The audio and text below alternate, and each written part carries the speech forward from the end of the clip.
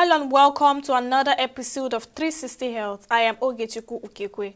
The federal government has officially unveiled the 2021 Nutritional Food Consumption and Macronutrient Survey in Abuja, aimed at assessing the dietary habits and macronutrient status of key population groups within Nigeria. Reports say the malnutrition directly or indirectly contributes to 45% of all deaths among children under 5. The government is moving to check the situation. This next report has more details. Nigeria ranks among the top 10 countries globally for childhood malnutrition, with the second highest prevalence of stunted children and a child wasting rate surpassing the global average. Additionally, UNICEF reports that 7% of women of childbearing age in Nigeria suffer from acute malnutrition. Given these alarming statistics, the successful implementation of strategies to combat malnutrition is critical for Nigeria to achieve its sustainable development goals. The launch event of the 2021 National Food Consumption and Macronutrient Survey in Abuja attracted a diverse audience and stakeholders. Some experts say the report has the potential to elevate Nigerian status among nations with improved nutrition indices. Beyond the numerical data lies the profound impact on lives, the potential for positive transformation, and the unity of purpose it brings to our nation. In all, I have a firm belief that Nigeria will be placed amongst exemplary nations with improved nutrition indices. Key government officials, including the Minister of Health and Social Welfare, praised the survey for providing valuable insight for policy formation and implementation. I will urge those who have prepared this report, who have worked to see it through, to not relent. It's not just to have the report, but to take it forward. And I'll urge you that in each state of the Federation, let's also have a mini lunch so that they look at the data relevant to their own context. I therefore advise that we redouble our efforts to promote nutrition-sensitive agriculture, improve the food systems, and strengthen health services to ensure that all Nigerians have access to safe, nutritious, and diverse foods. But despite the celebrations surrounding the survey's launch, some say challenges still remain.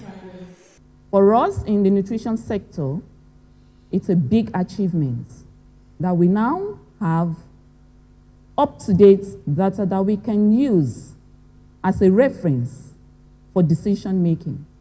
And not just national, data that goes to the subnational.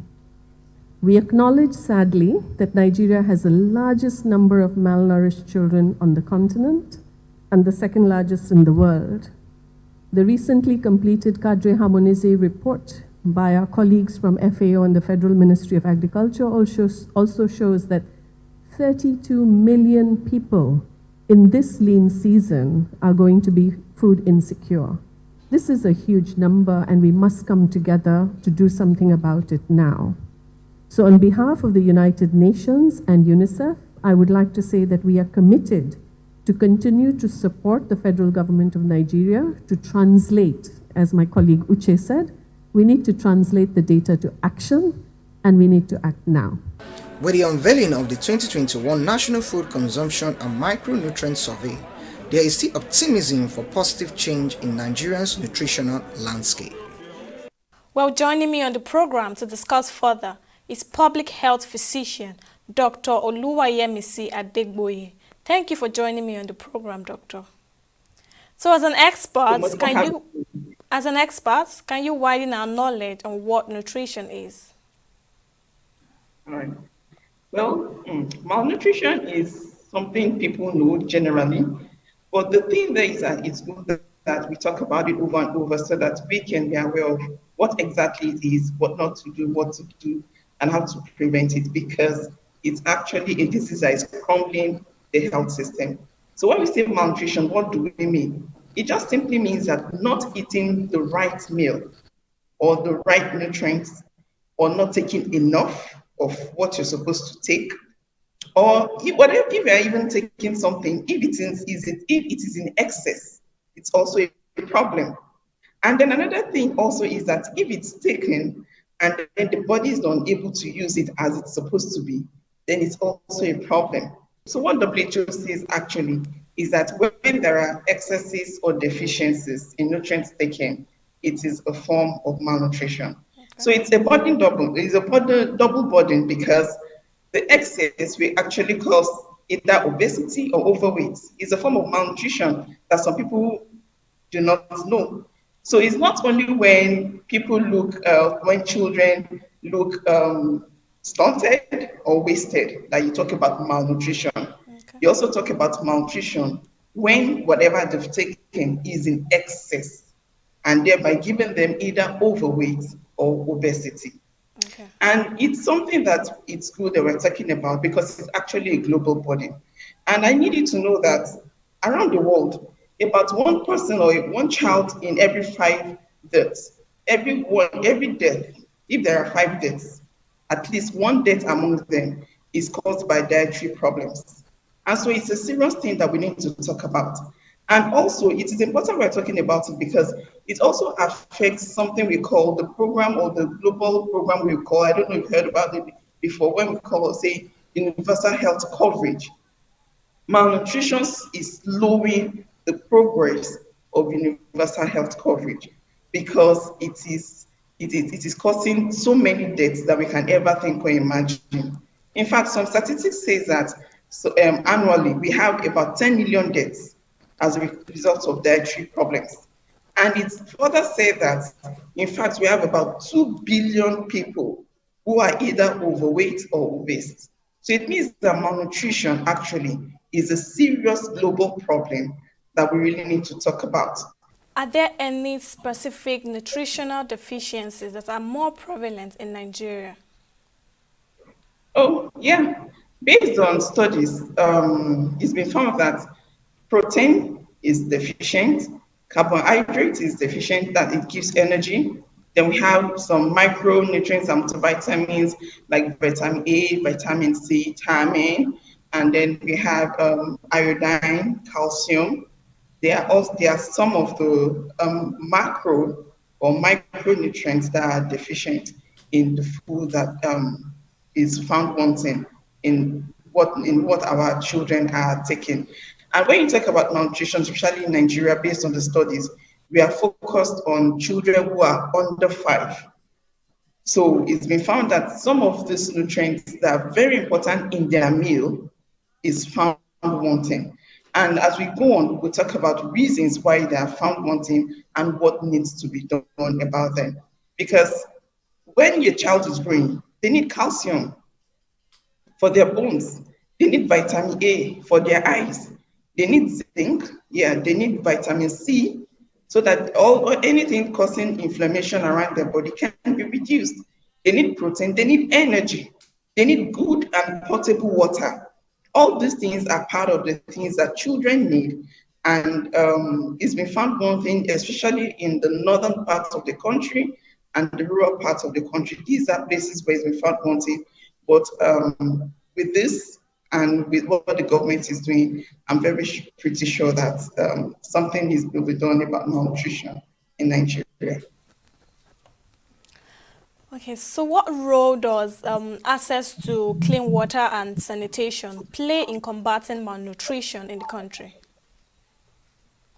Okay, when you talk about water and sanitation, there's a program called WASH. Okay. It's WASH, WASH. So WA is water, S is sanitation, and H means hygiene. Okay. So what it simply means is that the combination of these three, water, sanitation, and hygiene, is prerequisite in ensuring that people or children generally are not malnourished. Now, the thing there is that there is a vicious cycle. There's something we call vicious cycle.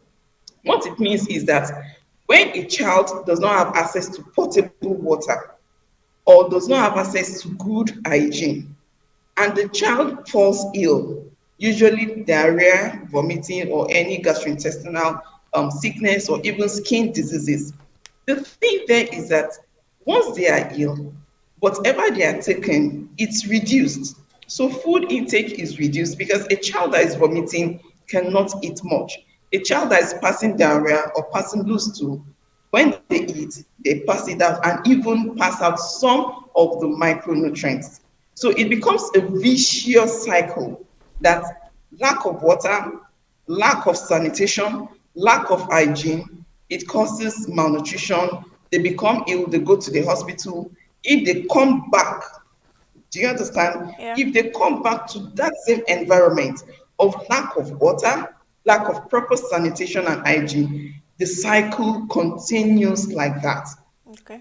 So, what we need to do is to break the cycle. We need to put a break on the cycle. We Okay. need to cut the circuit. When you say you cut a circuit, it means that you are stopping electricity from flowing. So it means that we need to cut the circuit. And where we need to cut the circuit is ensuring that all children have access to potable water. Okay. And then they have access to quality sanitation and hygiene, which is not just one person's job, it is a collective job, it's a collective duty of everybody. We need to collaborate together, we need to partner together to ensure that no child, I say it again, no child Okay. have lack of water, potable water, lacks sanitation, when you talk about toilet facilities and all of that, and lacks hygiene. Okay. And when you talk about that education about how to keep their food, how to keep their clothes properly, how to wash their hands, and all of that, it comes into play in that. So all of these things are interwoven, and they play significant role in ensuring that malnutrition is reduced in our environment. So, what would you say are the long term consequences of childhood malnutrition on cognitive development and future health? Wow, yeah, that's a nice question because it's good for us to know that when we talk about malnutrition, it's not just about who is affected, maybe the child that is affected. At the end of the day, there's something we call cumulative effect of malnutrition. It affects the family, then the community or the society, then the nation as a whole, and probably the global communities affected too. So what malnutrition does in individual is that it will reduce productivity in the person. A child, when and I'll break it into different um, consequences to the child. The child has problems in developing from, let's say, a child from the baby will find it difficult to talk, may find it difficult to walk, may find it difficult to think and use the brain properly because malnutrition affects even the brain. So the child is affected, significantly affected. In fact, the child may become a vegetable if care is not given, if the child is not properly taken care of, and malnutrition goes on and on. It affects the child's muscle. So there will be wasting in those muscles. So the child is unable to do what they're supposed to do. So malnutrition affecting that child now affects the family. How? Once the child is sick, they will have to take the child to the hospital, right? They need the few resources they have, the scarce resources they have that they need to take care of themselves, they will have to spend it in the hospital. I remember that in this country, we still have over 90% of people that pay out of pocket to take care of themselves. Health insurance has not really gone around the whole populace. So it means that people pay out of pocket. And what out of pocket usually does is that it rains financial hardship on families. Some families will have to cope by selling things or missing the time they're supposed to spend at work to get some money. They spend it in the hospital, spend their time in the hospital, spend their money in the hospital. So when they spend their time in the hospital, they're unable to work. So it means they've lost money. And the little money they're able to acquire, they spend in the hospital, meaning they've lost money too.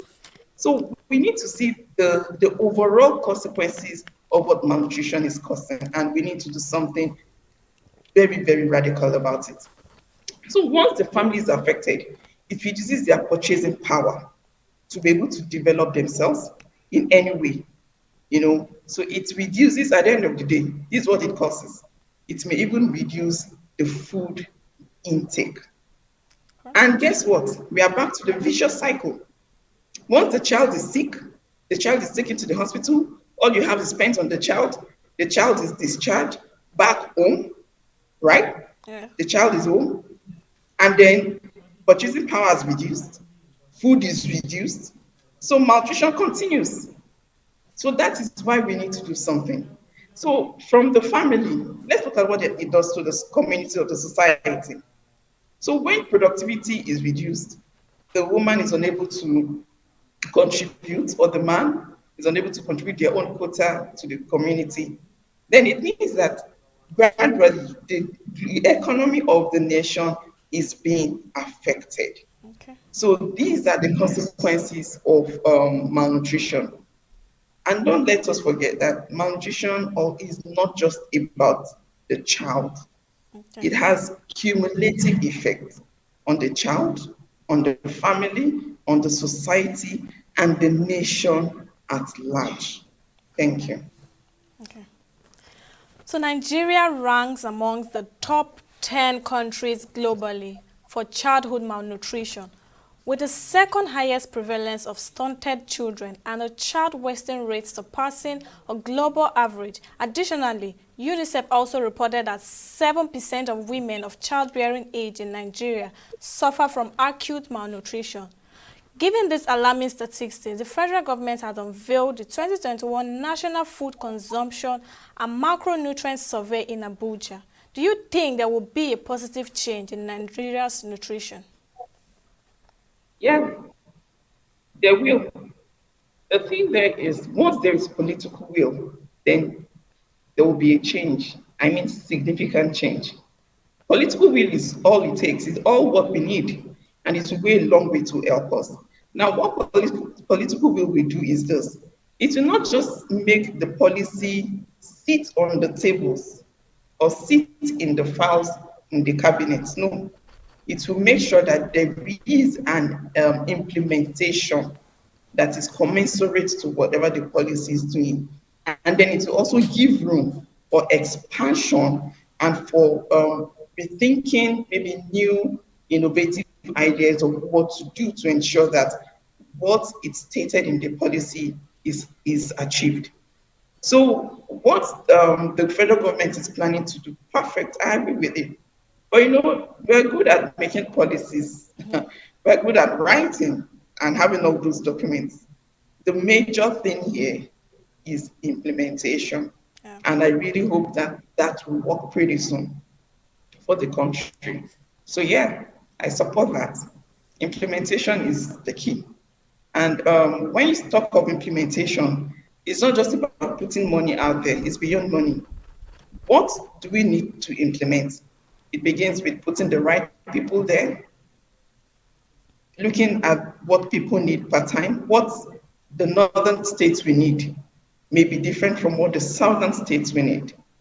What the southern states we need may be different from what the north central we need. So when you talk of implementation, I'm not just talking about money. It's about the right people there, looking at what is needed in every part of the country and doing it right and at the right time. It's not when we have an epidemic or outbreak, then we start running around. The time to act is actually now. We can't wait any further. We can't afford to lose any more child to malnutrition. And that is very important. Then when you talk about the mothers too, if the mother is stunted or malnourished, this is what the mother has, that the mother will breastfeed the child. You understand? Yeah. So it's good also that it's not just the children that should be looked into, that should be looked at in this implementation process. The mothers too must be carried along in this implementation process. Okay. Thank you. So how do you think community-based intervention empower local population to address malnutrition? Okay, yeah, fine. When you talk about community, the country is divided into states, right? Yeah. then states into local governments, then local governments into wards. Yeah. So at that ward level, we have something we call we have communities and all of that. So there were times that the voluntary health workers or community health workers were really empowered to ensure that they're able to carry out some of these functions. But the thing there is, sustainability is one of the problems we have in the country. Currently, I know that the State Primary Healthcare Development Agency, they are doing a lot and doing well in ensuring that at least one primary health care center is functional in every ward in Nigeria, which is an applaudable stuff. Yeah, I really commend the federal government for that. But sustainability is the key. So when the community health workers are empowered, they're empowered first by also giving them education about malnutrition so that they can work properly in the primary healthcare facilities and in the community. So community healthcare workers are not just to sit in the facility in the primary healthcare. There is a room for that. But they are also to go into the communities so that they can give promotive, they can provide promotive stuff for the people on how what this malnutrition is, educate them on what to do, what not to do, and all of that. Teach them how to wash their hands, how to clean their homes, their toilets, the sanitation, and all of that. I remember that when I was growing up, there's something we used to call wole wole, you know. And even though Nigeria, in some states, they had some Saturdays to clean their homes. But I don't think that wole wole phenomenon, I don't think we have it anymore in the country. Those times, my grandma would tell me they would really come into the house to check. They check your gutters, check this, check that, and all of that. So, well, maybe these are one of the things that we need to bring back. We're in a situation where even the gutters are filled with a lot of things, a lot of dirt, and a lot of littering around the homes. Many homes don't even have access to portable to toilets, and all of that. So these are some of the things community health workers can do. They are also to serve as a link between people, the government, and the gatekeepers in the communities, because their community, they should reside in the community, so they know the community better. They know how to access the head of the community, maybe the youth leader, the woman leader, and the religious leaders. So if you need to get to people, you need to go through the gatekeepers, which the community healthcare workers will do perfectly. That's their job. And I know that they're equipped to do that. They know how to approach the youth. It's different from how to approach the women. It's different from how to approach the religious leaders, just for them to buy into what they want to sell. What do they want to sell? The story about malnutrition and how to prevent it. So they know how to get into these people and sell the story about malnutrition and how to prevent it, so that it's not something, it's not this, we can actually get to the point whereby it's no longer a problem that we should talk about, really. Because malnutrition is a problem that can be solved, it can be cured, it can be eliminated totally from our society. So community healthcare workers have a great role in this. Yeah, very, very great role in this.